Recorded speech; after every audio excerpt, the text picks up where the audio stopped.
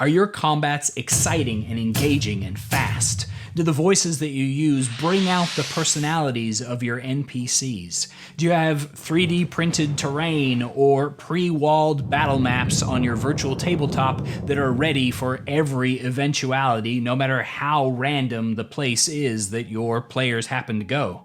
Do you know the rules so well that you never have to touch the rule books, and know the lore of your world so well that you never misspeak? If you answered yes to all of these questions, then thanks for watching.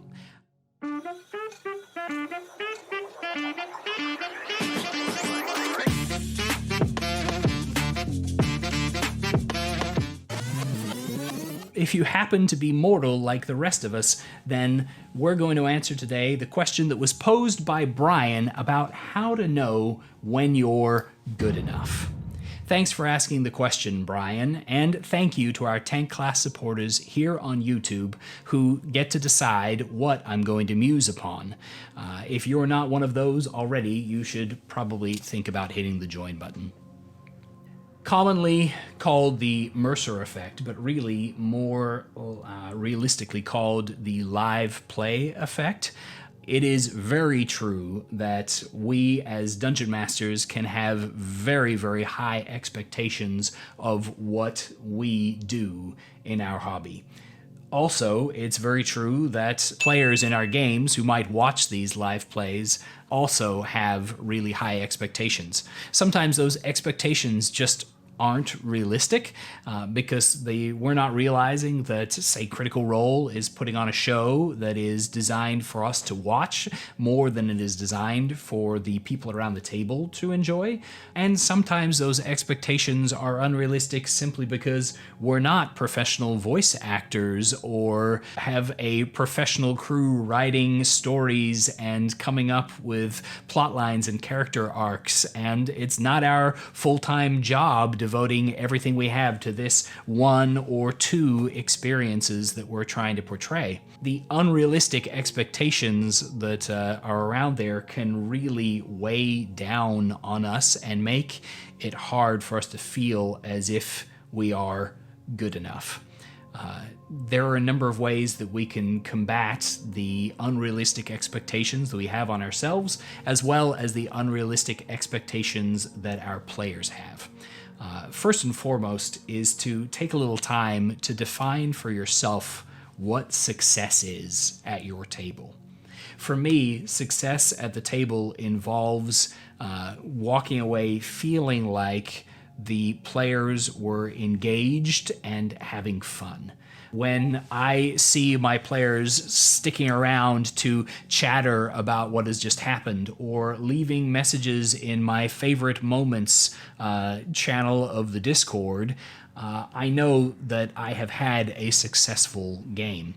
When people tell me, man, that was one of the best. When people walk away saying, I was so terrified in this moment, or man, this really got me, that kind of feedback feeds me and puts me on this high of success. At the same time, it can be pretty tough when we feel like we've been pulled down because the session didn't go according to plan and people felt awkward at the table.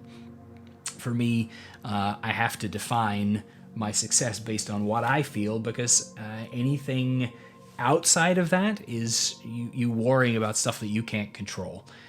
Worry about what you can see and see what you can change about what's going on. You can define what your session is going to be like by paying a lot of attention to how you present your games to your players. At session 0, you can manage the expectations of your players by talking to them about what their expectations are and also about what they can expect from you. I tell all my players to expect terrible voices that I'm going to try and use anyway, but that are not going to be perfect. Sometimes I'm going to muddle them up. Sometimes I'm going to use the wrong voice. Sometimes it's going to sound offensive because I haven't mastered the skill of using a bunch of different styles of voice. It's not all going to be perfect. And I try to make sure that they know up front that I'm going to do the best that I can to deliver the best that I can, but that I'm mortal and that there are certain things they're going to have to deal with. It's kind of a running gag, but one of the goddesses in the Forgotten Realms has a name that I refuse to use because I have a tip jar here for whenever I curse that gives my wife $250 every time I utter a true curse word, and her name qualifies. And so we've had a couple of times where that has impacted things at the table, as the epithets that I offer don't feel terribly realistic to the circumstances, and yet we still manage to have a good time. Setting player expectations at session 0 by telling them what you will and won't do and what they can and cannot expect is one great way to manage things. The other is to keep open conversation and open communication all the time. By asking players what they felt about your game, about what they liked and what they didn't, getting them to give you an after-action report in the style of stars and wishes, the star moments of the game and the things that they wished had gone differently or wished there was more of.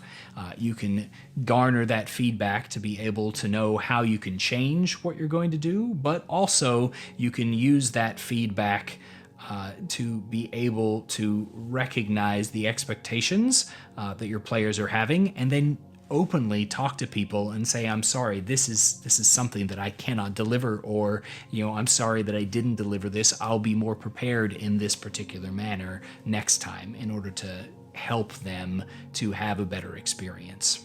When it comes to after-action reports, one of the other most powerful means of determining whether or not you were good enough at the table is to take responsibility for everything that happened at the game and recognize that it's okay if things did not go perfectly. It's all right if we take responsibility for what happened and it still wasn't perfect. What we can do at that point is look for how we can improve next time.